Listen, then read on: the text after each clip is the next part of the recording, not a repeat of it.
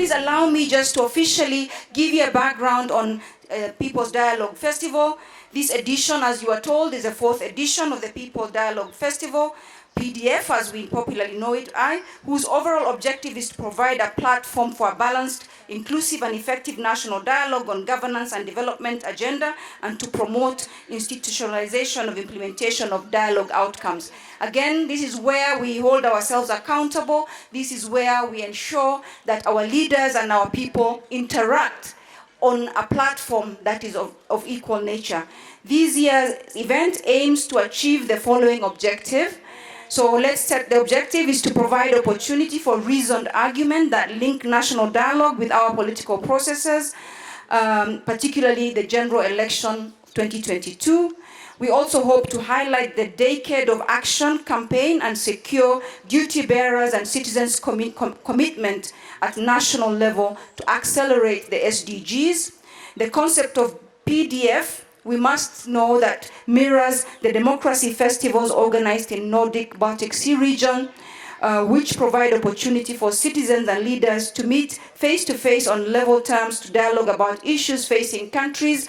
Again, for that, we thank our partners who have actually shared with us this innovative approach of dialogue between the citizens and its leaders. Thus, the PDF in Kenya is premised on an understanding that democracy is more than just institutions and written rules, that it's a culture that has to be nourished through the creation of spaces, safe spaces and platforms where people can physically get together, talk to each other, get inspired, exchange opinions, and debate their ideas. So please, as you sit here today, as you interact, as you go to different events, just know when you catch up with Speaker Muturi, don't think he's too high. He has brought himself to you. Let him inspire you. If you see the minister, talk to him. He's here, he has brought himself to you so that he can inspire you, and you can inspire them too, because it is a two-way process, the People's Dialogue. So what is the justification for this? The overarching theme of the PDF 2022, as you can see behind me, is the collaboration and competition in democratic development. So we can compete and collaborate at the same time, because we are looking at ideas, we're not looking at personalities. That way we can compete, but at the same time collaborate on issues of common, issues that are common to us. The theme is complemented by topics relevant to upcoming general elections, which include electoral accountability, state political and stable political environment, safeguarding digital spaces, which are topical issues right now, the need for policymakers and political and civic actors to engage in dialogue on these important topics at this time cannot be overemphasized.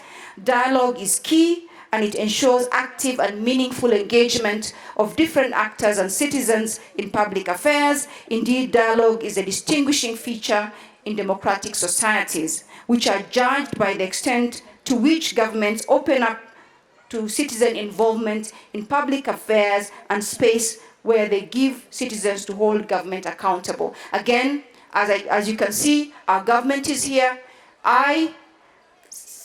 Mheshimiwa Pasaris is here from the political arm of government. You can see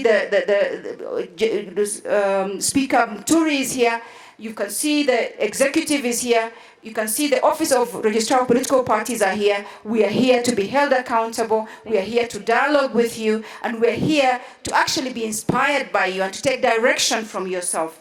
As the Center for Multi-Party Democracy and our partners, we're committed to taking up the challenge to establish spaces for dialogue among state and non-state actors, as well as citizens of our country. This would strengthen relationships towards overall good of the country's democratic development. This is very significant in the case of our country, Kenya, as we all acknowledge that Kenya for Kenya to begin emerging from the present historical state of affairs and make it increasingly vulnerable. And there's a need, therefore, to make sure that we hold ourselves accountable. Furthermore, it compels us to focus our country on the political discourse, shifting away from personality-based and ethnic mobilization to a contest of propositions to resolving issues affecting us as a society. So again, this dialogue hopefully will take us away from personalities and ethnicity to what really matters and what is the pain for our country. Through a multi-stakeholder engagement under the auspices of the People Dialogue Festival, we will focus on SDGs and will support efforts to accelerate implementation, monitoring, review of sustainable development in line with the aspirations of the decade of action. The discussions will also enhance local ownership and political commitment to accelerating SDG implementation in Kenya. And in particular, I'm glad to note that there's specific location where participants will interact with high-ranking policymakers and implementers of SDGs in the Kenyan government, private sector, academia, experts, and diplomats, as they have their take on how the SDG agenda is shaping or aiding Kenya's development. We have the SDG village, which we will be going to, and this will provide opportunity for different players to agree on how partnership can be nurtured towards the realization of the SDGs. But let me also just touch on something that is of great importance to me as a woman parliamentarian. And we have our political parties here, we have our political leaders here.